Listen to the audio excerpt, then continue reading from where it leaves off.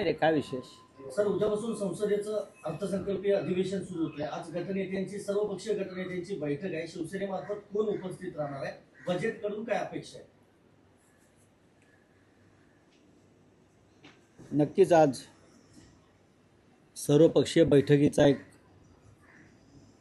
वर्षानुवर्षाचा फार्स खेळला जातो. विधानसभेच्या वेळेला विरोधी पक्ष बहिष्कार टाकतो, सत्ताधाऱ्यांच्या चहापानात. अशी पद्धत आम्ही काही दिल्लीमध्ये स्वीकारलेली नाही. त्याच्यामुळे राहुल गांधी येतात, विरोधी पक्षनेते, मल्लिकार्जुन खरगे येतात, राज्यसभेचे विरोधी पक्षनेते, आणि सत्ताधारी पक्षाचे संसदीय कार्यमंत्री येतात आणि सर्व पक्षाची चर्चा करतात. पण त्या चर्चेमध्ये विरोधी पक्षांच्या ज्या मागण्या असतात एखाद्या विषयावर चर्चा करण्यासंदर्भात, त्या मान्य होतीलच असं नाही. तरीही एक फार मोठी संसदीय परंपरा आहे एकत्र बसून निर्णय घेण्याची. ती प्रक्रिया आणि ती पद्धत चालू ठेवलेली आहे. आज सगळ्याच पक्षाचे नेते तिकडे असतील, काही नसतील, कारण अर्थसंकल्प यावेळेला रविवारी सादर होतो आहे. 1 फेब्रुवारीला अर्थसंकल्प सादर करण्याची तारीख ही 1 फेब्रुवारी असते. ती चुकू नये, ती परंपरा तुटू नये, त्याच्यामुळे रविवारी संसद सुरू ठेवलेली आहे. आणि आम्ही सगळे यावेळेला मी 2 अधिवेशनाला जाऊ शकलो नाही, पण यावेळेला मी जाणार आहे. राष्ट्रपतींनी ॲट होम रिसेप्शन ठेवलं होतं, त्यामध्ये राहुल गांधींनी एक गमछा घातणाऱ्या त्यांना सध्या टार्गेट केलं जातंय. भाजपनं ट्विट करत त्यांचे फोटो टाकलेत, मात्र राजनाथ सिंह यांनी तो घातलेला नाही. अनेकांनी घातले नाही आहेत, माझ्याकडे खूप फोटो आहेत.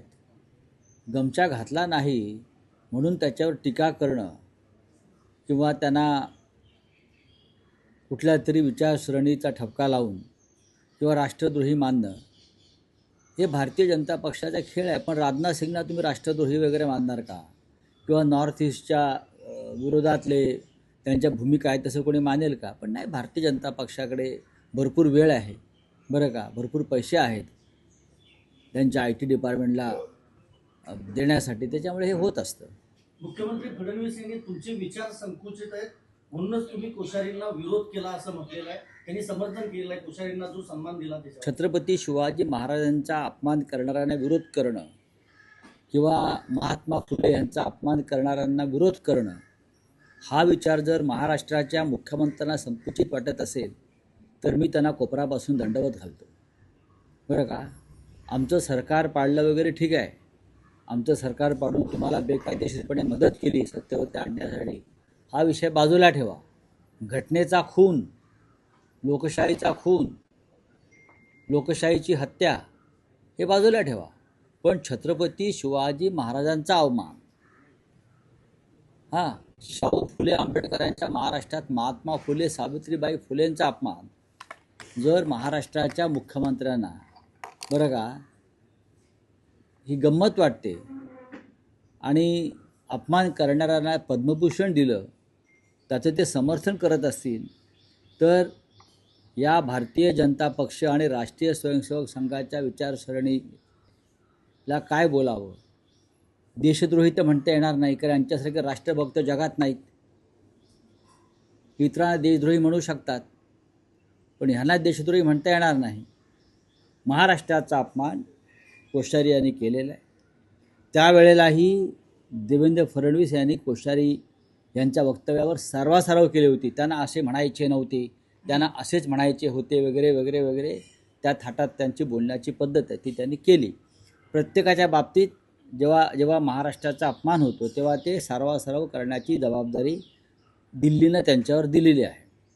महाराष्ट्राचा अपमान करणाऱ्या कोश्यारींना, छत्रपती शिवाजी महाराजांचा अपमान करणाऱ्या कोश्यारींना किंवा फुले आंबेडकरांचा अपमान महाजनने केला ना काल, ही त्यांची परंपरा आहे. आणि त्यांना जर मोदी त्यांचा गौरव करणार असतील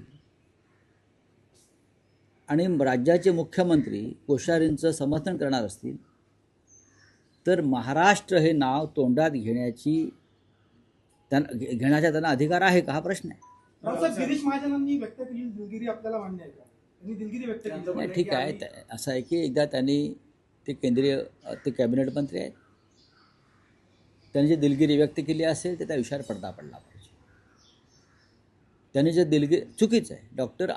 26 जानेवारी या दिवशी भारताला संविधान मिळालं,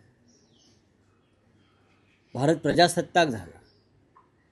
हां, अशा वेळेला डॉक्टर आंबेडकरांच्या नावानंच त्या सोहळ्याची सुरुवात व्हायला पाहिजे, हे सत्य आहे. आणि ती जी मुलगी आहे जाधव, तिच्या ज्या भावना उचंबळून आल्या, त्यांचाही सन्मान व्हायला पाहिजे. त्यांनी ज्या पद्धतीनं डॉक्टर आंबेडकरांचा अपमान झाला म्हणून गणवेशामध्ये निषेध व्यक्त केला, मी त्यांचंही कौतुक करतो. पण आता मंत्र्याने माफी मागितलेली आहे, नाक घासलेला आहे, ह्याच्यावरती आता फार विषय ताणू नये. सर, याआधी आपण बघितलं तर मुंबई महापालिकेत भाजप, शिवसेना, शिंदे असा एक गट स्थापन होईल अशी चर्चा होती. पण आता शिंदे शिवसेनेनं निर्णय घेतला आहे की त्यांचा स्वतंत्र गट असेल आणि आज ते वंदनीय बाळासाहेबांना स्मरण करून त्यांची गट नोंदणी करण्यास कोकण भवनला जात आहे. नाही बघा, दोघांचेही वेगळे गट आहेत. बाळासाहेब ठाकरेंना वंदनीय वगैरे शब्द वापरतात, त्यांना ते बाळासाहेब ठाकरे त्यांना अजिबात वंदनीय नाहीत. त्यांना वंदनीय फार तर मोदी, अमित शहा आहेत. त्यांना वंदनीय कोण आहेत? मोदी आणि अमित शहा त्यांना वंदनीय आहेत. बाळासाहेब ठाकरे त्यांना वंदनीय असते तर बाळासाहेब ठाकरेंच्या विचाराने ते पुढे गेले असते. छत्रपती शिवाजी महाराजांचा अपमान कोश्यारीने केला, निषेधाचा शब्द नाही. मुंबई तोडण्याची कारस्थानं सुरू आहेत, निषेधाचा शब्द नाही. यांना कसे बाळासाहेब ठाकरे वंदनीय? कशालाही नाटकं करताय, ढोंग करताय तुम्ही? हां, मोदी वंदनीय आहेत, अमित शहा वंदनीय आहेत, जय शहा त्यांना वंदनीय आहेत, बरं का? असे अनेक लोक त्यांना वंदनीय असतील. पण हिंदुहृदय सम्राट माननीय बाळासाहेब ठाकरे आम्हाला वंदनीय आहेत असं बोलणं म्हणजे बाळासाहेबांचा आणि संपूर्ण मराठी जनांचा अपमान करण्यासारखं आहे. ही ढोंग, ही नाटकं लवकरच बंद पडतील. नाही, पण राऊतसाहेब, पुढचे 2 दिवस आहेत अर्ज महापौरपदासाठी सादर करण्यासाठी. बरं, फेब्रुवारीच्या पहिल्या आठवड्यात मुंबईला मोठ्या कालावधीनंतर महापौर मिळतो आणि तो आता भाजपचा असेल हे आता जवळपास निश्चित आहे. अशा वेळेस शिंदे शिवसेना ही भाजपच्याच महापौरांना पाठिंबा देईल. बघा, शिंदे शिवसेना ही भाजपचं अंगवस्त्र आहे. किती रुसणार? हा तर एखादी साडी चोळी पदरात पाडून घेईल, बाकी काय नाही ना घेणार. एखादी आवडीची साडी चोळी पदरात पाडून घेईल ही रुसकीबाई. याच्या पलीकडे काय करणार मला सांगा ना तुम्ही? यांच्या हातात आहे काय? त्यांना दिल्लीतून डोळे वटारले असते अमित शहाने, त्यांचा पक्ष आहे तो. शिवसेना असती आमच्यासारखी तर आम्ही केलं असतं ना, आम्ही लात मारली. आमच्यामध्ये लात मारण्याची हिंमत आहे ना, स्वाभिमानासाठी. मराठी माणसं आहोत आम्ही. पण अजूनही महापौर ठरलेला नाहीये. ठरेल ना, महापौर भाजपचाच होईल. MMR मधले महापौर की महापौर हा भारतीय जनता पक्षाचाच होईल. अमित शहाना, मोदींना मुंबईवर जर ताबा मिळवायचं जे काय स्वप्न आहे त्यांचं पूर्णपणे, त्याच्यामुळे ते आपला स्वतःचा महापौर करतील आणि 2.5 वर्षांनंतर वगैरे काही कोणाला मिळणार नाही. आपले रावसाहेब- उपस्थित राहणार का? आपले नगरसेवक उपस्थित राऊतसाहेब, राहणार? जितक्या गांभीर्यानं आपण महापालिका निवडणुका लढवल्या, आता या महापालिका संपल्यानंतर जिल्हा परिषद आहे. महायुतीचे नेते सगळीकडे त्यांच्या प्रचाराच्या सभांचा धडाका असणार. अशा वेळेस शिवसेना, उद्धव बाळासाहेब ठाकरे पक्ष गांभीर्यानं जिल्हा परिषद निवडणूक लढवणार आहे का? नेते प्रचारात दिसतील का? कारण नगरपालिका, बघा, निवडणुका नेते लढत नाहीत. नंबर 1, गांभीर्य वगैरे हे सगळं ठीक आहे. निवडणुका कार्यकर्ते, पदाधिकारी स्थानिक पातळीवर लढत असतात. या निवडणुका ज्या असतात त्या प्रामुख्यानं त्या जिल्ह्यातले आमचे प्रमुख नेते आणि कार्यकर्ते लढतात. गेल्या काही काळापासून जो पैशाचा प्रचंड वापर सुरू आहे, ते तुफान जे आलेलं आहे पैशाचं, त्याच्याशी सामना करणं जरी कठीण असलं तरी आमचे कार्यकर्ते लढतील. एका बाजूला उपमुख्यमंत्री आणि मुख्यमंत्री, त्यांना काम काय आहे? प्रचार सभांचा त्यांना धडाका. काम काय आहे? त्यांना मंत्रालयात बसून राज्याचा कारभार करायचा. हो, करतात का? डेप्युटी CM किंवा चीफ मिनिस्टर, मुख्यमंत्री ह्यांनी खरं म्हणजे मंत्रालयात बसून या राज्याचा कारभार करणं अपेक्षित आहे, पण ते 24 तास राजकारण आणि निवडणुकीत गुंतलेले आहेत. पण राहुल साहेब, सभागृहात अंबादास बळ दानवे मिळतं ना राहुल साहेब, कार्यकर्त्यांना. अंबादास दानवे शिंदेच्या शिवसेनेत जाण्याची प्रक्रिया सुरू आहे असं उदय सामंत बघा यांनी स्पष्ट केलं. की एक लक्ष बघा, स्वतः उदय सामंत भाजपात चालले एका मोठ्या गटासह. तुम्हाला माहिती आहे का? हे तुम्हाला माहिती आहे का? डाऊसमध्ये काय चर्चा झाली माहिती आहे का? ती प्रोसेस सुरू झाली आहे का? ती प्रोसेस सुरू झाली आहे. अंबादास दानवेंचं कशाला तुम्ही नाव घेता? अंबादास दानवे कडवट शिवसैनिक आहे. अंबादास दानवे आयुष्यभर एका पक्षात राहिलेले आहेत. अंबादास दानवे यांनी 3-4 पक्ष बदललेले नाहीत. जिथे सत्ता तिथे ते गेले नाहीत. अंबादास दानवे आमचे सहकारी आहेत. तुमचा काय प्रश्न आहे? कार्यकर्त्यांना बळ मिळतं. ते आम्ही बघू ना, आम्ही पाहू ना. ते आमच्या कार्यकर्त्यांना कसं बळ द्यायचं ते आमच्यावर सोडा ना. आम्ही पैशाचं बळ देऊ शकत नाही. कशा प्रकारे बळ द्यायचं हे पक्षावर सोडून द्या, आम्ही बघू. अरे, बघा अहो, ते 50 घेतील. त्यांना काम काय? त्यांच्या हाताशी हेलिकॉप्टर्स आहेत, त्यांच्या हाताशी चार्टर विमानं आहेत, त्यांच्या हाताशी पैशाने भरलेले कंटेनर्स आहेत. तुम्ही त्याची तुलना करू नका. त्यामुळे दुसरं काम काय? राज्यात सत्तेवरती आल्यापासून जनतेच्या हिताचं, राज्याच्या हिताचं एकतरी काम ते करू शकलेत का? फक्त निवडणुका लढवणं, निवडणुका जिंकणं, माणसं फोडणं, माणसं विकत घेणं, हीच त्यांची लोकसेवा आणि महाराष्ट्रीय सेवा आहे. हा त्यांचा महाराष्ट्र धर्म आहे. पण राऊतसाहेब, मुख्यमंत्री असं सांगतात डावोसहून त्यांनी जवळपास 30 लाख कोटींची गुंतवणूक आणली. गेल्या वेळेस 16 लाख कोटी होती, यावेळेस 30 लाख त्यांनी कोटी. आधी मागची 16 लाख कोटीचा हिशोब दिला पाहिजे. मागच्या 16 लाख कोटीचा हिशोब झाला, बॅलन्स शीट टॅली व्हायला पाहिजे ना. वकील आहेत ते, आणि त्याच्या मंत्रिमंडळात काही चार्टर्ड अकाउंटंट आहेत, गिरीश महाजनसारखे. त्याच्यामुळे त्यांनी मागचे 16 लाख त्याच्या आधी पण गेले आहेत ते डावसला. तर आमच्याकडल्या काही मंत्र्यांनी डावसला घरं घेतलेली आहेत, जाणं येणं कायम राहावं म्हणून. डावस फार सुंदर शहर आहे स्वित्झर्लंडमधलं. दलित गायिका अंजली भारती यांनी मुख्यमंत्र्यांच्या पत्नीबद्दल आक्षेपार्ह वक्तव्य केलं एका गाण्यामधून, आणि त्याच्यावर आता महायुतीचे नेते म्हणतात की त्यांच्यावर कारवाई झाली पाहिजे. बघा, मुख्यमंत्र्यांच्या पत्नी त्या आहेत अमृताजी, तरीही एखाद्या महिलेविषयी अशा प्रकारचं मी काय त्यांचं वक्तव्य ऐकलं नाही. पण आक्षेपार्ह वक्तव्य त्यांच्याविषयी केलं असेल तर त्याचं समर्थन करता येणार नाही. विशेषतः त्या स्वतः एक कलाकार आहेत, अमृता फडणवीस. त्या स्वतः संगीत क्षेत्रात त्यांचं नाव लौकिक आहे, आणि त्यांच्यावरती अशा प्रकारे मला कोणी काय म्हटलेलं माहीत नाही, पण तसं असेल तर मी निषेध करतो. अखिल भारतीय किसान सभेच्या वतीनं आंदोलन सुरू आहे. हजारो आदिवासी आणि शेतकरी मुंबईच्या दिशेनं वाटचाल करतायत. लाल वादळ मुंबईत धडकण्याची शक्यता आहे. अजूनही सरकारकडून काही नाशिकवरून हजारो आदिवासी बांधव इथे निघाले आहेत. 8 दिवसापूर्वी पालघर जिल्ह्यातले हजारो आदिवासी बांधवांनी धडक मारली. चंद्रपूर, गडचिरोली येथे आदिवासींची आंदोलनं सुरू आहेत.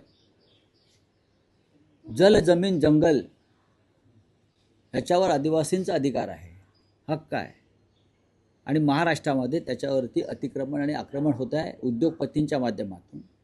आणि हे सगळे उद्योगपती भारतीय जनता पक्षाचे देणगीदार आहेत. हे लाल वादळ नसून, त्याला फक्त लाल वादळ म्हणू नका, हा महाराष्ट्रातील आदिवासींचा उठाव आहे. पण देवेंद्र फडणवीस बरं का, जे 50 सभा घेणार आहेत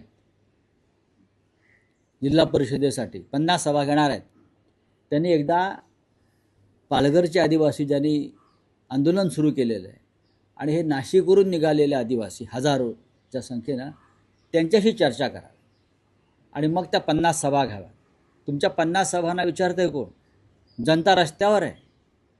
आदिवासी जो इकडला मूळ मालक आहे या महाराष्ट्राचा, डोंगर दऱ्यांचा, जंगलांचा, जलसंपत्तीचा, तो अशांत आहे, तो अस्वस्थ आहे, आणि तुम्ही 50 सभा घ्यायच्या गोष्टी करताय का जिल्हा परिषदेसाठी? जे केंद्र सरकारनं पुरस्कार दिले त्यामध्ये श्रीरंग लाड यांना पद्मश्री पुरस्कार दिला कृषी क्षेत्रासाठी. त्यांचं असं म्हणणं आहे की आत्महत्येसाठी शेती जबाबदार नाही, शेतीला बदनाम केलं जाते, आत्महत्येचं कारण वेगळीच आहेत. काय कारण आहेत कृषी तज्ज्ञांनी सांगायला पाहिजे. जर श्रीमान लाड यांना पद्मश्री पुरस्कार कृषी क्षेत्रातला दिलेला आहे तर नक्कीच त्यांचं कार्य मोठं आहे. त्यांनी सांगायला पाहिजे शेतकऱ्यांनी काय करावं आणि सरकारने काय करावं. चला, थँक्यू.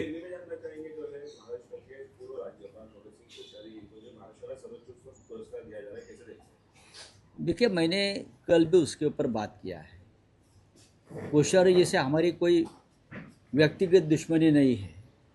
वो भारतीय जनता पार्टी के नेता है, उत्तराखंड के मुख्यमंत्री भी रहे हैं, राष्ट्रीय स्वयंसेवक संघ के प्रचारक रहे हैं।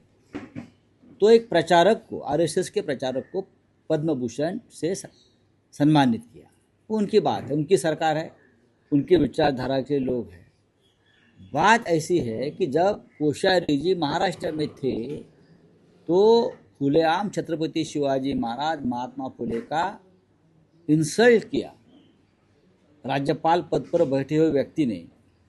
तो महाराष्ट्र का मन तो दुखी है ना कि शिवाजी महाराज का अपमान करने वाले को, महात्मा फुले, सावित्रीबाई फुले का अपमान करने वालों को अगर मोदी जी की सरकार पद्म भूषण से उनका गौरव करती है तो हम निषेध करेंगे उसका।